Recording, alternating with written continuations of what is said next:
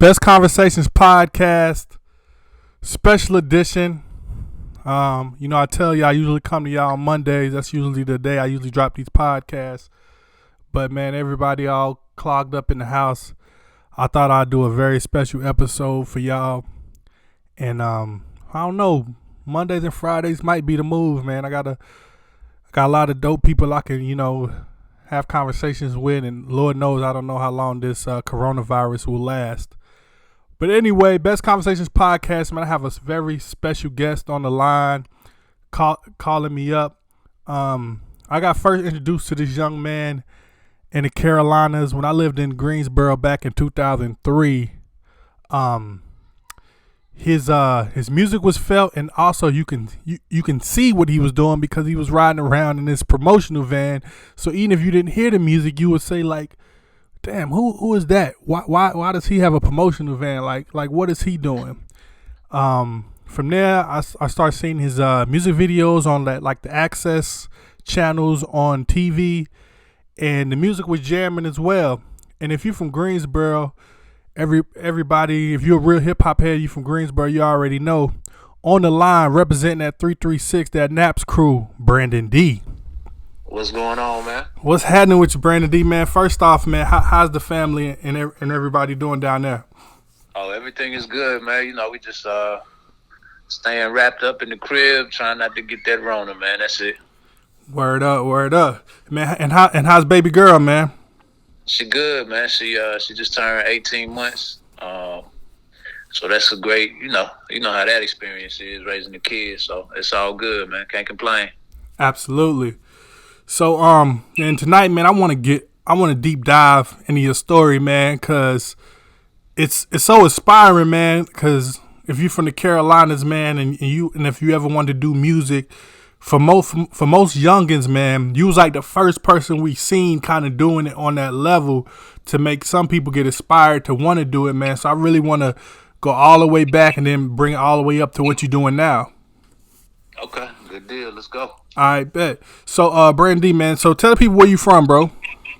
I am from Greensboro, North Carolina, a small, yet pretty well-known neighborhood. It's called Douglas Park, but it's right over there off of Martin Luther King.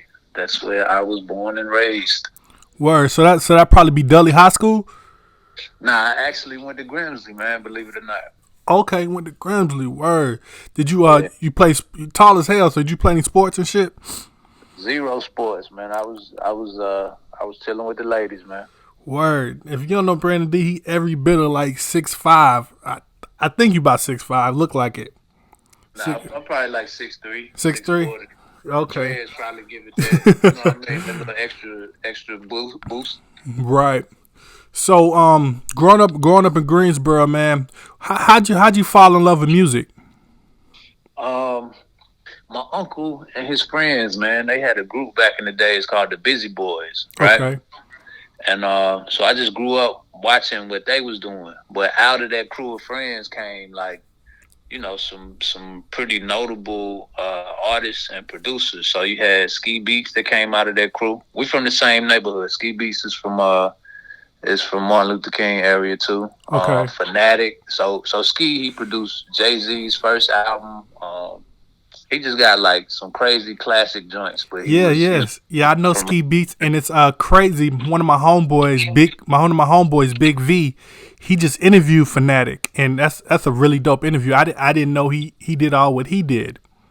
Yeah. So I grew up, under these cats, just watching these guys go for their dreams. You know what I mean? Because basically we all came from nothing. You feel me? Mm-hmm. And I just saw them go from nothing to like just heights that you just couldn't imagine, man. But I seen them dream it up, and then I seen them go do it.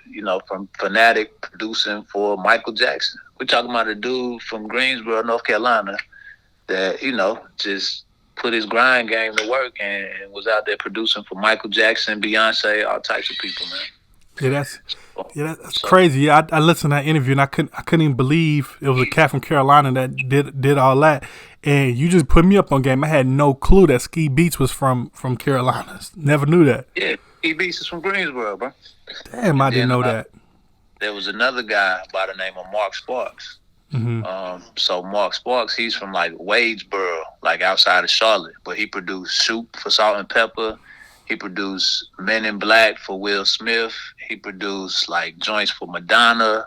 To what else they did? They did the Sunshine Anderson joint. That was kind of the culmination of all of them coming together. Was the Sunshine Anderson project with Soul Life.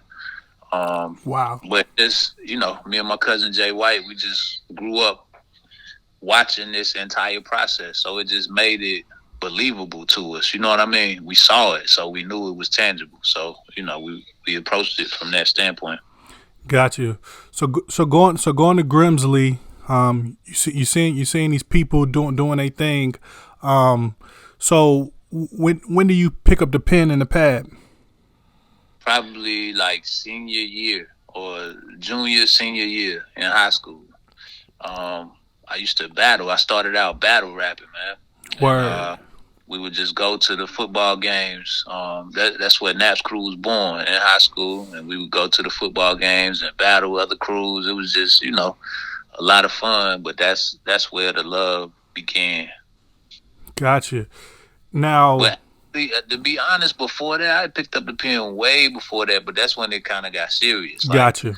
this is what I want to do. But, I probably picked up the pen 10, 11 years old. Matter of fact, I had wrote something when I was young at Kaiser, because I went to Kaiser Middle School too. Mm-hmm.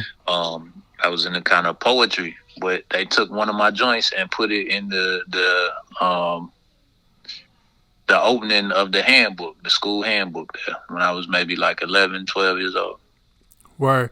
And what was some of the first music names? As far as what? As an artist, so it's always been Brandon D. It was always Brandon D. I'm just like, man, I'm gonna just be me. That's dope, man. Because some people try to jump out there with the crazy rap names, and then they finally land on their real name. So post high school. So first off, what you listening to around high school? That's feeding you. What take me on your ride on the bus or on your way to school. Like, what are you listening to around that time? All right, so when I'm in sixth grade, I believe that's when the Chronic dropped. Okay. Dr. Dre. So of course everybody was big on that wave when that hit.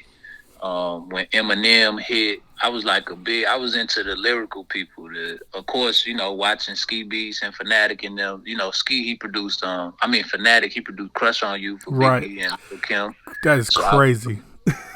So I was definitely into, all of that scene. Jay-Z's first album was going crazy for us. So that a lot of people was on like the deep South music. I can't even front and say that's where I was, man. I was more into the northern music just because they were more. It was more about lyricism. So that's why I was. So from being from Greensboro, did you feel discouraged? I mean, you've seen Fanatic do his thing and Ski Beats, but did you feel like you could make it out as well?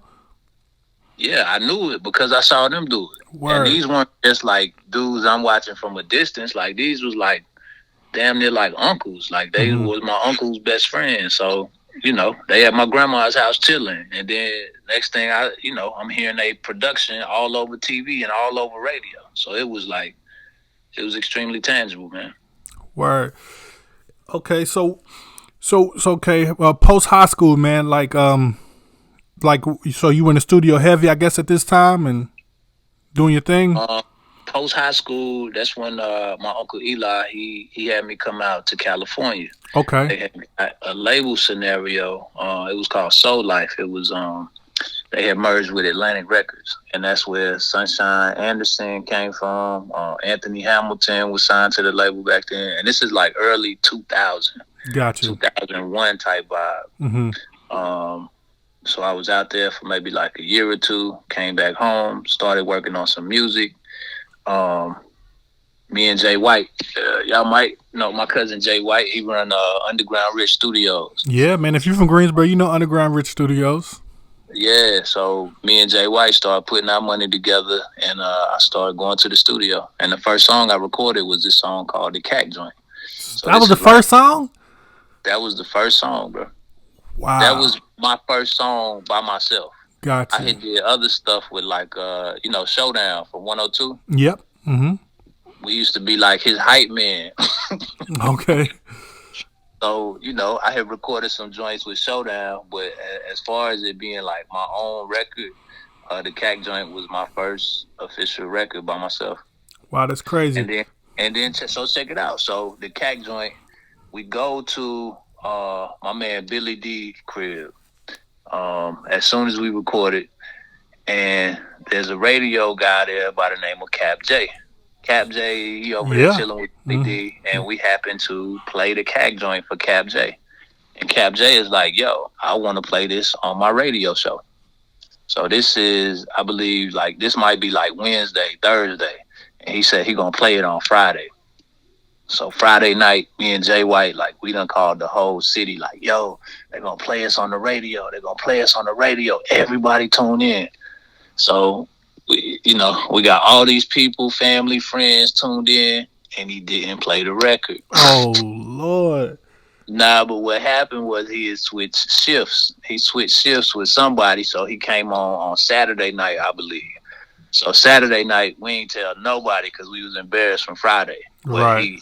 he plays the record Saturday night, and the first time the record ever plays on the radio, it's my first record, and the first time the record plays on the radio, a record rep by the name of Courtney Court Digger Powell from Elektra Records was driving from New York to Atlanta and happened to be coming through Greensboro and heard the song on the radio and pulls over and, starts trying to get in touch with people who might know me and contacts this dude, Sean Shaw. Sean Shaw reaches out to me and from there a record deal is born. So I got my first record deal from the first song I ever recorded by myself, the first time it ever played on the radio. Wow. That's a crazy story. Let's go back just a little bit. So when you was in Cali, you said he was working with Sunshine Anderson. But I wasn't working with Sunshine Anderson. My people, my uncles, Mark Boggs, Eli, and their team, they was working with Sunshine Anderson. Mike City, because Mike City is from he went to school in North Carolina, but he produced I Wish I Never Met Her for Carl Thomas. Okay. He wrote and produced it. It was a real story. And he turned it into a song, got it to Carl Thomas, and it turned into, I Wish I Never Met Her. Gotcha. So, I mean, seeing your people, working with Sunshine Anderson and stuff like that, like, I know you had to be definitely super inspired. Like, man, this could happen for me too. Yeah, it was crazy. I mean, because we are on the West Coast, like, at that time, Soul Life Records is like a big deal out in Cali and LA. And like, it was a lot going on, man, but just, partying with A-list celebrities, they had the cribs out in Beverly Hills. Like, so it's like experiencing entertainment from the highest heights that you can experience. You know what I mean? Word. And at this time, I'm like 18, 19. I'm interning in the Soul Life office. So just, just kind of watching, observing, and learning. All right. And from us being from the Carolinas, man, take me to the first time you heard Petey Pablo Raise Up. Like, how that make you feel from being from the Carolinas? The first time I heard Petey Pablo Raise Up, I think I was probably hating, man, to be honest. Word up! Man, who was this dude getting all this shine, man? Talking about North Carolina. But it was I can't say it was like a pure hatred, but it was like a love hate because he really repped. You know what I mean? He really represented and really put us on. And I wanted that to be me, man. Word. So it was a little hate there, but it was more love than hate. But a little underlying competitiveness. Yeah, I think a lot of people from the Carolinas felt that way. I was so young. I was probably, I don't know what year that came out. Probably like 2000, 2001, something like that. And I was so young. I just, when you're from the Carolinas, it's almost like, damn, they know we down here, like, and it was like the first person that to rep Carolina, and it was kind of crazy moment to be like, to say shit. I'm from the Carolinas too. This is really dope, man. So shout out to Petey Pablo. I just always like to kind of know, like, when the first time that people heard that record, because it was such a huge record. Even if you loved it or you hate it, man, it was somebody out there repping for the Carolinas hard, man. So shout out to Petey Pablo. Okay, so this person gets in touch with you, offers you the record deal. So what happens then? I fly to New York.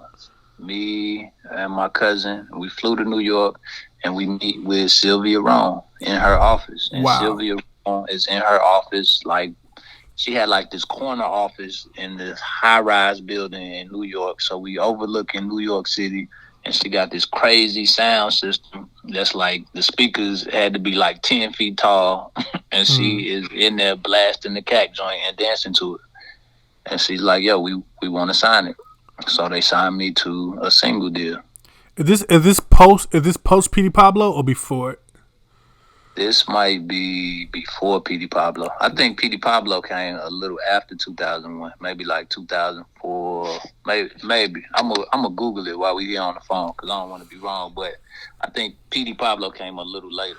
Yeah, I know Petey Pablo is definitely between 2000 and 2003 because I was in high school, but I don't know what year it really hit. So the reason I was asking that question because I didn't know if Sylvia Rome said, oh, that's, because record labels can be kind of like, oh, hey, we got one Carolina rap out there popping right now, so let me go find another one that's kind of doing like the, get me another one just like that.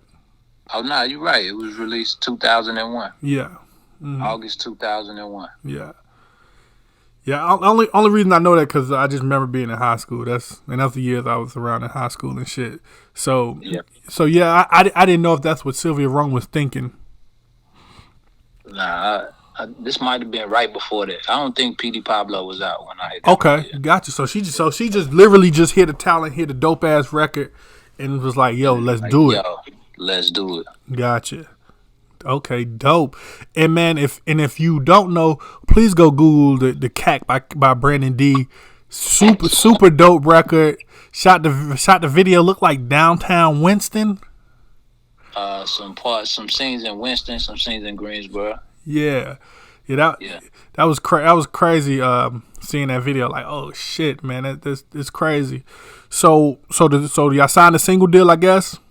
We signed a single deal. Mm-hmm. So the song was a sample from Billy Joel, right? Right. So in order to get the sample cleared, they had to track Billy Joel down and let him hear the song. Mm-hmm. So that process in itself took 6 months, right? Right. And he likes the record, but he's like, man, I don't want any profanity on my music. So if y'all can redo it, take the curse words out, then y'all can use the record. So I go back in the studio, take the curse words out, and then we got to let him hear it again. So they got to track him down again. So this is another 6-month process. This man could be anywhere in the world. You know what I mean? Right. So here I am a year in on a single deal. So what happened? Around that time, who went on tour? My man Court Digger, the dude that got me signed over there, he gets me on tour with Ludacris, David Banner, Chingy was big at the time, and a few other cats. But it was the Chicken and Beer tour. It was Ludacris's tour. And Nocturnal. Nocturnal was an electro artist, and I was fortunate enough to be out there with Nocturnal. That's dope. Yeah. And so while we are out on the road, Elektra ends up being bought out by another label. Right. A Warner. Yep. And what else happened? So we had pressed up 5,000 copies of my CD to pass out while we were out on the road, right? Mm-hmm. So when that happened, I left the tour. Because, it was crazy on Nocturnal tour bus. Because Nocturnal, I don't know how familiar you are with LA. I am definitely familiar with... I'm familiar with Nocturnal through Dr. Dre, but not really super... I know who he is. Like I said that. I'm saying with LA. Okay. this dude and his crew was real deal gang bangers. You hear me? Word. So like they flying Crips out from Cali, they flying Bloods out. These dudes is on the bus fighting. Like it was just, it was crazy. So um so I leave the tour. I never got to pass out these 5,000 CDs. So me and Jay White get back home and are like, what are we gonna do with this? And we like, man, we might as well sell them and try to make some money. And that's where the independent grind started. And it went crazy from there, man. We ended up selling over 250,000 CDs hand to hand. Um, the rap cars, the radio, all that you seen came after Electra. Gotcha. I walked So in. I walked in the legendary Mr. Smith's in Greensboro. If you're from Greensboro, you know Mr. Smith's. And shout out to Legit. yes, sir. And so I walk in Mr. Smith's one day, and I see your plaque of I can't I'm so long ago I don't remember the exact number, but that was like one of the first times I've heard of you. Like I was like, damn, this dude got a plaque in Mr. Smith's. Like damn, and it told how many records you sold independently, and I was like, damn, like who is this cat Brandon D? Yeah. And that was really dope, man. I remember that. Yeah, I think the plaque was Jay White. Jay White gave me that plaque. That plaque was for like our first 10,000 units we moved or something like that. Yeah, that was hard, man. So how's the city treating you at the time you get the deal? Like, do the city know you got the deal? How's 102 playing the record?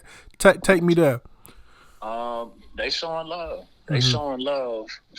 The first place that put it in rotation, ironically, was the station out of VA. Okay.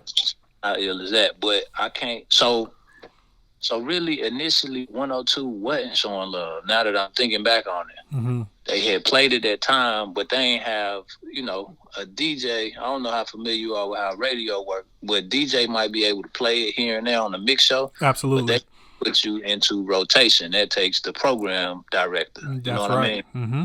So the DJs were showing as much love as they could, but the program director wasn't really with it.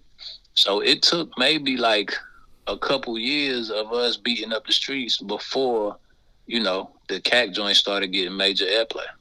Yeah. And once people started seeing it everywhere, that's when they started showing love. Because it Gotcha. was undeniable. It's like, damn, this dude, he's in the newspaper, he's on the news, he's in the streets, at the gas station, he's at the clubs. Like, you can't really deny it. And that's when they started showing love. Well, that's when the program director started showing love. And Yeah. another person that helped boost it was Young G. She was working at 102 at the time. Yeah. Shout out to Young G. Yeah. Yeah, and I think we met at this. It used to be this hip hop spot called the Blind Tiger. Mm-hmm. We met there one day, and she was like, "Yo, I want to, what you got for me?" And I think I played her All This Time or something like that. This record I had with Rico Barrino, and it just grew from there. Gotcha.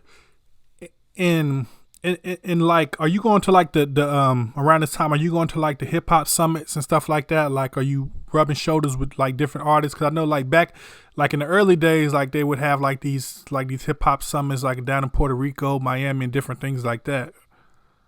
Yeah, we popping up in different locations. Mm-hmm. I can't say necessarily just like the hip hop summit in Puerto Rico. We ain't make it as far as Puerto Rico, but we Mm-hmm. would definitely pull up in your Miami, your Atlanta. Like if we needed to be in New York, we was in New York. Like we was definitely on the move, but we didn't make it to the joints in Puerto Rico. I know what you're talking about too. Yeah. So what's some of the first artists that you met that, well, like you said, you was on tour with Nocturnal, but is any of them that you met like that kind of really fucked with you when they heard the music? I would say Juvenile. Word. Yeah. Yeah, Juvenile. One time, me and Juvenile, we was in the club.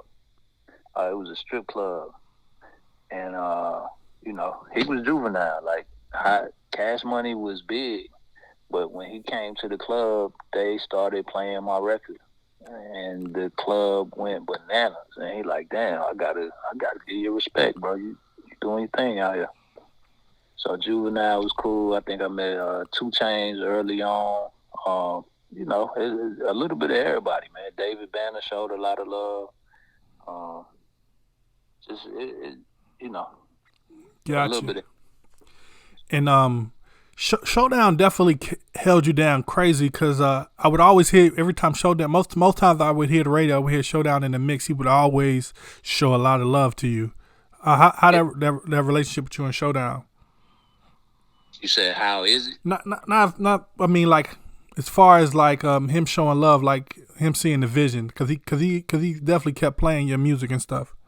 Yeah, like I told you, bro. Like I was his hype man. Me and Jay, Okay.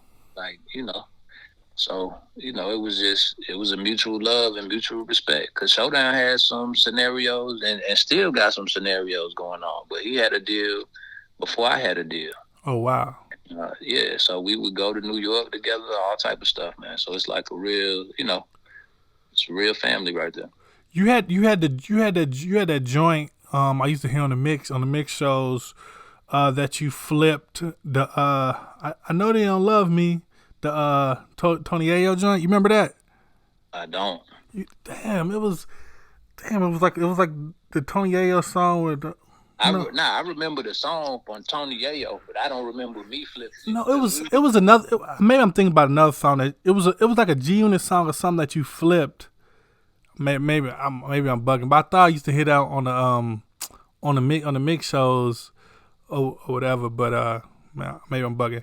But so yeah, so I used to see you like everywhere. Like if it was like outside the club, you just be sitting there in a promotional van, and you might see a promotional van and a dope ass whip like right beside each other, man. Like how important was like the promo game to you? Like just being recognized and noticed. um it was important, man, because that's all we had as independent. All you had was your marketing ability. You know what I mean? Mm-hmm. And it the whole purpose of it was to be able to sell more music. Right. Because if people recognize you and know you, then they are more apt to spend money with you. And we weren't at the club like people thought we was at the club partying all the time. But Mm-hmm. nah, if I was at the club, I'm at the club to sell my CDs for real and keep getting the name out there. So it was all a part of the grind.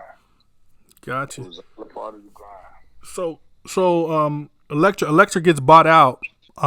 So where did that leave you professionally with the music? That left me independent. End And up that straight left me independent. and just like with a real sour taste for major labels. You know Mm. what I mean? And that's what had us just going so hard and so crazy in the streets. Cause so we was hearing the stories from these cats out of Texas. You know Mm-hmm. what I mean? And they were saying, yeah, we sold 100,000 independently out the trunk. But a lot of those cats, when they were saying they sold 100,000 independently, they meant they sold 100,000 signed to an independent label and not a major label. But we didn't know that, so we interpreted that as them saying they sold 100,000 units hand in hand. We like, yo, if they can do it, we can do it. And we just took that entrepreneurial, independent spirit and kept it pushing, man. Wow. So I know y'all was getting a lot of independent money, but did you want another record deal? Was you still shooting to try to get another record deal? I can't say that I was, man. I think I had totally closed off my mindset to the idea of wanting to be signed to a record label. Because you got to think of how sour that situation was. Like, I signed, I get sat on the shelf for 6 months, really for a year. Mm-hmm. The point where the label gets bought out. And, if once they got bought out, if you weren't a major artist, then, you know, you would just basically let go, which was a blessing in itself because I had the freedom to do what I wanted to do. But we had no interest in doing anything with any major labels after that. Now talk to me about a single deal. It's funny. I was watching the Wu Tang movie, and I seen the RZA. He signed like a single deal, and it looked like he was left with like didn't really get nothing from it really. So with a single deal, do you get like money up front, or does it come with any? Do it come with any perks, like any money, anything? Yeah, we might have got like 10 G's. Okay, got you. We might have got like 10 G's, and then they paid for the clearance of the sample. It was 50 G's to clear the sample. Whew. Wow. That's crazy. 50 G's to clear the sample. Because every time I heard the song, I was like, damn, I know that shit took a lot to clear that damn sample. Yeah, it was 50 G's, and he wanted 100% of the publisher. 100% of the pub? 100% of the pub. Damn. So that's what really had me like, man, I'm not thinking about no damn record label, man. It was, it was a brutal entry into the game. Word. So it just left us like, man, we're not entertaining nobody. We taking our own fate into our own hands, and that's what we did. So so how many between the song getting made and the video, like how long was the gap in between that? That was maybe like 4 or 5 years. Yeah, I thought it was like a while. What made y'all still like push and still say, hey, like we still gonna shoot this video and keep working this record? Because what it was like I was saying, like at first the radio they weren't really trying to hear. I can't say the radio, not the DJs and personalities, but more so the program director wasn't trying to hear it. So they weren't showing love. But when we showed that consistency over the years, that's when they added it to rotation. It took them like 2 or 3 years to add the record to rotation. And once they started showing their love at home, that love started to spread to other markets. So it was like, yo, we might as well push this record. First time we had left that record alone and moved on, mm-hmm. and started doing other records. But I guess, it was just, I don't know what it was, but they picked up on it after 2 or 3 years. Well, I do know what it was. It was the consistency of them seeing us out there working, and that was just, I guess the biggest record I had at the time. So that's the one that they gravitated to. First time I heard the record was the Noonday DJ Polo. Yep. He was going crazy with the record. I was like, oh shit, man. And it was almost like just putting 2 and 2 together. I was like, damn, that's the cat Brandon D from I be seeing in the streets with the damn shit. And now he playing because they have like the mix at noon as well. And I was like, damn, that's dope as hell. That was the very first time I heard the record. Was like and at noon. Mm-hmm. That was like, damn, we used to do the tapes together and everything. But I did his intro, that 20-minute workout. Yeah, the 20-minute workout. You damn sure did the intro. Yeah. It makes sense now. Absolutely. So take me through the journey with the music, man. You keep going. You send a lot of music independent. Everybody in the borough knew you or knew of you. Talk about the love that the borough had for you. It was just genuine love, man. Because people felt like they took part in it, and right. They did. They helped support it because people bought these CDs hand in hand. Like I say, we sold 250,000 CDs. Like that's a lot of love and a lot of support, man. 250,000 CDs. 250,000 CDs, but all of them wasn't in Greensboro. Like after a certain point, I'm like, man, I gotta move around. Right. So what I did at that point was started to travel all over the country, man, and selling my music independently. I post up in the flea market. I might rent out a booth in the mall, post up there. But like, it took me all over the country selling my music independently, under the radar. Like, not worried about no major. You know what I mean? Mm-hmm. I hired a whole sales team, had people out there selling the music with me, and created a film, started selling the film, just. One thing led to the next, man, and we was just all over the country selling music. Wow, that was a crazy time. That was a crazy time, man. Damn, all over something. So you all over the country, all those deep south places that people don't like to go, but you everywhere. Yeah, because really, like all the places that people don't like to go, they don't like to go there because it's small. Right. But when you think about it, it's not really that small. Like. If you, like, let's say Mississippi, for example, right? Yep, Jackson, Mississippi. This joint only has 3 cities. Right. Three big cities. If you flood these three cities, you got the whole state. Mm-hmm.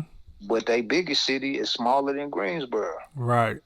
So it's like in those type of markets, the word of mouth is easier to spread. You know what I mean? Mm-hmm. So just took the approach of doing what people didn't want to do and just, using it to my benefit, man. Gotcha. So you do your thing on the music side for a while. Then then I mean I guess life happens and you seem like you fall back for the music for a while. Um Yeah, just I kind of after a while, like initially, like when I said when we started out in high school, like it was love, man. You know what I mean? mm-hmm. And then after a while, the product became it almost became like a job. Like I'm traveling all over the country, but it's just a way to generate bread. It wasn't like the love wasn't there for it. And I just left it alone for a minute, man. Right. Um so I have to tell this crazy story about how we initially met. Um I I moved to Raleigh and I guess it had to be 2012, 2011. And like I said, I've seen Brandon D in the streets in Greensboro for years, and just mad inspired because I never, shot to P Wonder. I seen P Wonder doing his thing as well, Rico Barrino. But one thing I can say about you, bro, like you was mad approachable. Like I seen you several times, and you didn't know who I was because I'm just a young nigga back then. Just back then I wanted to make music too, and I just couldn't understand. How he get to that level? But I would see you would dap me up, you'd be like, I never said I did music. I just to me you was like a damn superhero. Like, damn nigga, like that's Brandon fucking D. So fast forward way years later, like I said, it's like 2012. I'm at my crib, I don't even think she wasn't even my wife yet. Just me and my girl. I'm coming down the steps, regular day. Moved to Raleigh, 2012. I'm coming down the steps, and Brandon D. If you know Brandon D, he got these dreads. They look like the way your dreads look. It just look different from everybody else. I don't know much about hair, but you know what I mean. It just look different. And I seen you. I said, "Yo, that's fucking Brandon D." And you turn around and you like, damn, how does this nigga know me like that? You know what I mean? And I was like, then I told you, I was like, nigga, I used to remember you from Greensboro doing your thing, and it was crazy that you lived right there in the same shit I lived at, right there in the same damn duplex and shit. I was like, damn, Brandon D live where I live. Ain't that dope? I went and told my homeboys and everything, like, nigga, Brandon D, you remember Brandon D back in the day? That nigga live right there over there where I'm at, man. That shit was really dope for me, man. So anyway, so most people that don't know, man, your lady, man, she does radio. Yep. Talk about how y'all met and then her doing her thing in radio. Yeah, so we met in we used to see each other in Greensboro. Mm-hmm. And she was on the radio then, and we never connected. So this is like 2004, 2005. We would see each other, make small conversation, but never nothing serious. And Mm-hmm. then one day I'm out in Raleigh selling my CDs, and I just run into her in the club. And it's the first time we have like an in-depth conversation. We sat there, it's a whole party going on in the background, and we just sat and talked for like 2-3 hours, and Wow. it grew from there, man. Word. And she was doing radio back then too. Yeah, she was on K97. Wow. Yeah. Yeah. Oh, not way back in the day. She used to be at 102 Jam. Okay. So in the Gotcha. early 2000s, she was at 102, and then around the time when I ran into you, like right before that, she was at K97. Gotcha. So when you wanted to stop doing music and just wanted to what was like the next move for you? Like what you thought like was gonna be the next move for you? Um, I really didn't know, man. I really didn't know, but I know I wanted to do something with music, but I ain't really have like the desire to be, a rapper per se. You know what I Mm-hmm. mean? So I'm like, let me try my hand at managing. And that's when I connected with I came off the road. I got with my cousin Jay White, who used to manage me back in the day, and started managing him. Like the table, it was a full 360. Wow. And he that's when the studio had not too long been opened up, maybe like a year or two into having Underground Rich Studios. At that time, it was Chop House. And started working with him, doing the management, and his group used to come there and record. And they happened to be the Hamiltones. They sang with Anthony Hamilton. And so with the Hamiltones, it wasn't like, yeah, I want to meet y'all and I want to manage y'all. It was just like, yo, I seen some dudes that was like just crazy dope with everything that they had. Some of the most talented musicians I've ever seen in my life, to be honest. You know what I mean? And I'm like, yo, I want to help out, whatever I can do to help out. And I just started helping out, and it just naturally grew into the role of management. Word. So what was like some of the to be a manager? What's some of the tough things you have to deal with, like being a music manager? Everything. Like you have to know a little bit about everything. You know what I mean? And the main thing you got to watch out for is people, because when people get around people that they perceive to have like celebrity status, and that they perceive to have money, like you meet so many people who pose to be, whatever they got to morph into at that period in time. So if they want to be a CEO, yeah, I'm the CEO of such and such records, and I do this and do that and do this and do that. And you'll meet them and get close and be like, man, you don't do none of the things you said. You know what I mean? So that's probably got to be the hardest part, is just like deciphering who people really are and the promises they make versus who they really are and what they can really do. Word. So Anthony Hamilton, did he remember you from back in the day? Yeah. My uncle that I was telling you about, that him and Ski Beats and Fanatic all started out together. He's managed Anthony I can't say his entire career, but from the early 2000s, maybe like 2001. So when Ant got the deal with Jermaine Dupri, and they put out Coming From Where I'm From, my uncle was managing him. So he's always been like family. Gotcha. And what's some of the advice your uncle gave you when you told him that when you was about to get into management? Just work hard, bro. Work hard, work hard and be consistent. And bro, it's so much advice that he's giving me. I can't even pinpoint one thing, to be honest, man. Well, I know one thing that he told me as an indie artist. This was before any type of thoughts of management or anything like that. He always said that when you sign, when you partner with a label or you sign with a label, you don't sign for the money, you sign for the relationships. Ooh, that's a bar. Man. So talk about the relationship that you have built with the Hamiltones, man, because y'all have definitely been doing like a lot of great things. The video, like from the videos to everything, albums, singles. Talk about that relationship that you and the Hamiltones have built. It's like a brotherhood, man. So they have been nominated for a Grammy with Anthony Hamilton. In 2018, they were featured on like 2, maybe 3 Grammy nominated projects. One of the projects won. They got the record with they did a record with Tori Kelly. That joint won a Grammy. They had the joint with PJ Morton that was nominated, and then they had a joint with a gospel artist named Jonathan McReynolds, and that was also nominated for a Grammy. Man, how dope did it feel walking down that Grammy carpet, man? I remember seeing that pic like, look at my nigga Brandon D. Grammys. It was a great feeling, man. It was a great feeling.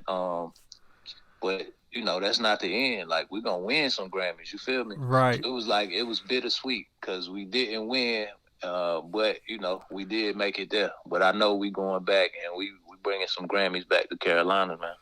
Absolutely, man. Which one is more fulfilling, behind the scenes or in front of the camera? I would say for me at this point in life is behind the scenes. Like, I Mm-hmm. don't have to, get the credit for everything that's going on as long as it's happening. Like, as long as it's happening and I'm able to contribute to it happening, like, man, that's all I want. Right, and it's just dope, man. Being from the Carolinas and you know what I mean, seeing all what you're doing, man. Who who right now that you like in the Carolinas doing music? I'm you one of my favorite songs you did with Tigo B, Never Work a 9 to 5. I want people to go look that up. That's on all streaming platforms. Outside of Tigo B, is anybody else you feeling from the Carolinas? Music, it ain't got to be just hip hop, R&B, hip hop, whatever. Yeah, so it's this kid named Jordan Hawkins. Mm-hmm. He's really dope. Um, of course, Rico, I still rock with him super tight. And it's this young lady out of Fayetteville named Chloe. Her name is Oh, Chloe. I just recently followed Chloe. I made this Carolina playlist the other day, Carolina Vibes playlist on Apple Music, and I added her song Chloe. She's really dope. Yes. Yeah, so Chloe is super dope. It's a lot of super talented artists right now, but those are just some that I know personally and I respect the hell out of what they got going on. Of course, your Tigo B's, Issa, he's always been doing his thing. Issa mentioned you. I interviewed Issa about a month ago, and he said he mentioned you. He was like when he first start making his moves, he was running behind the Naps crew. So I was like, damn. I was like, yeah, Yeah, that's dope. yeah, yeah. Word. But it's a gang of people out of Carolina, man, that's really working and really doing their thing. So just anybody that's really out here working and not perpetrating like they working is who I respect and tip my hats to, man. First time you heard J. Cole, what'd you think?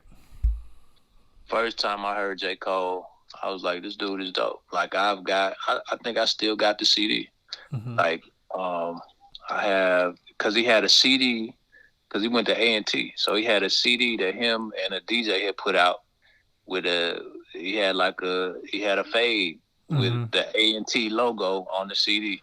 Oh, I word. still got it somewhere. Yeah. And I was telling people, like, yo, this dude is dope. This dude, I think he gonna do some things for Carolina. And you see it. Yeah, it's amazing. Um, I was because I'm originally from a small ass town called Wagram. It's 910. It's like south of Fayetteville. So me, what I mean, it was like there's a few cats that done put on for Carolinas, but ain't nobody really ever put on for the 910 Fayetteville, that area. So the first Right. time I heard Lights Please, I was just like, damn, this dude from the fucking he from Fayetteville. He from around my little area, man. It was just crazy to see. I couldn't even believe it, man. It was really dope, man. Um, as far as artists, cause man, people hear this and they're gonna be like, he manages the Hamiltones. Are you looking towards managing other people and doing other things with managing other artists? Yeah, looking to definitely grow it. You know what I mean? But I wouldn't say looking for artists in particular. You know what I mean? Like, um, I don't know if I'm gonna put that out there yet, but me and my partner, my man Dame, he from Carolina as well. We working on a few things, but I wouldn't say we like actively seeking artists, but Mm-hmm. we more so deal with like those organic relationships, like how it came with the Hamiltones. You know what I mean? Like, that was like purely organic. Like, I want to help you, dope. Let's see what we can do, and it just grew from there. So looking for those type of scenarios more so than just, hey, I'm trying to sign this guy, I'm trying to sign that guy, I'm trying to sign you. You know what I mean? Mm-hmm. Yeah, Yeah. yeah, absolutely, man. Well, man, bro, I appreciate you checking in, man. Um, I remember like I said, we was damn near neighbors for a short time until you bounced. Yeah. And I said, You helped me move out. I didn't want to tell people that. I didn't want to give people all that behind the scenes shit. But yeah, I definitely helped you move out. And All good, man. yeah, it's all real. And one thing I said to Brandon D, I said, I said, yo, I'm not asking you for a job. I said, but if you ever have opportunity, that's all you can ever ask for. When you know what I mean, I knew Brandon D. Even then when we met, you told me you had some big things. You was never home. That little time that we lived right here, you was never home. You was always out of town. And I asked you, I said, bro, if you ever have opportunity for me, let me know. You know, I didn't ask you for no money, anything. I said, yo, all I asked for was opportunity. Years later, Brandon D got the Hamiltones in Raleigh doing a club appearance, and you let me film it. You know what I mean? I'm just, I'm small, got my little film shit going, Killer TV. And so, man, I just want to publicly tell you thank you, because that's all you can ever ask for somebody, just opportunity. You know what I mean? And little spots and little placements like that definitely helps grow my brand as well.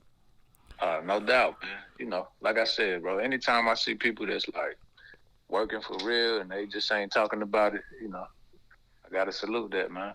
Yeah, man, you definitely a real one, definitely super humble, man. Everybody from the Carolina is gonna be so proud of you. So are so proud of you. As I've been doing this podcast thing, man, so I be hitting, like, some of my homeboys be giving me suggestions of people I should interview, and so your name came up like 2 or 3 times. Shout out to my homeboy Q. He was like, yo, you gotta get Brandon D on the podcast. I was like, what's crazy? I actually know Brandon D for real. And he was like, yeah, you gotta get Brandon D on the podcast, bro. And I was like, yeah. And I thought with everything kind of at a standstill right now, like, I bet Brandon D kind of stopped right now, like the rest of us, be a perfect time to get him on the interview, man. So I definitely appreciate the check-in, man. Tell the people what you got coming up and what you're working on as far as the Hamiltones and whatever you're doing. Oh, the Hamiltones, man, they just released a new project. It's called Watch the Tones, the B-side. That's the second edition of the Watch the Tones series. They put the first one out at the end of 2019, and then this one came out on Valentine's Day. And the crazy part is we was just in the middle of like a press promo run. We had went from New York. We was in New York for a week, like February 22nd through like the 29th or something crazy like that. Came down, did 2 shows for CIAA. Got up that next morning, went straight to Atlanta. We did some press out there. They was on Sister Circle, did radio interviews, and then like right after that, bro, the corona hit and started sitting things still. But so that's one of the things. And then me and a partner of mine, we just established a joint. It's called More Soul Music. Mm-hmm. It's a record label. It's a fledgling record label right now. But, we're definitely working on some things to build it up, man. So that's about it, man. And then, other than that, working with my wife, Nikki, she does a lot in the community, making sure I can support her in whatever type of ways that I can. And keeping it pushing, man. And also, she got a website called straightdrops.com. So if you need like drops for this podcast or anything like that, she got a deal going right now for a Corona deal. You get drops for the super low, man. So check it out. Oh, we'll do. We'll definitely be hitting a Nikki. Last question, man. How's fatherhood changed you, man? Like you say, your baby is 18 months, man. You wait a little longer to have a kid. So, man, how's fatherhood been to you? It's a blessing, man, and it makes you think more long term. You know what I mean? Since I had her, me and my wife, we both went out and got life insurance, just because tomorrow's not promised, man, and you got a whole nother generation to come after you. So it changed me in that perspective as far as just thinking more long term. Beautiful, man. Beautiful. Well, Brandon D, man, thank you for your time tonight, man. Shout out to you and your wife, your baby girl. Man, I hope everybody stays safe, man. And again, just thank you again for your time, bro. Hey, for sure, man. You're a good interviewer too, man. Well, appreciate that, man. I'm definitely. I feel like I'm just learning how to interview and do this thing better and better, man. And I appreciate you noticing that, man. Thank you a Yes, lot. sir. Thank you, man. Yes, sir. So that's a wrap, man. Best Conversations podcast. That's another episode, man. Like I said, these podcasts usually come out on Mondays, but this is a special edition. If you're from the Greensboro, you're from 336, you're from the Carolinas in general, this is a special treat because this is a Carolina legend. This is a Carolina legend, y'all. Brandon D, Best Conversation. Yeah, I don't do too much press either, man. I ain't about talking about what I'm doing. I'm just about getting out there and doing it, man. But you the homie, so you reached out, so we made it work, man. But I appreciate you having me, man. Absolutely, man. You have a good night, bro. All right, you too. All right, peace.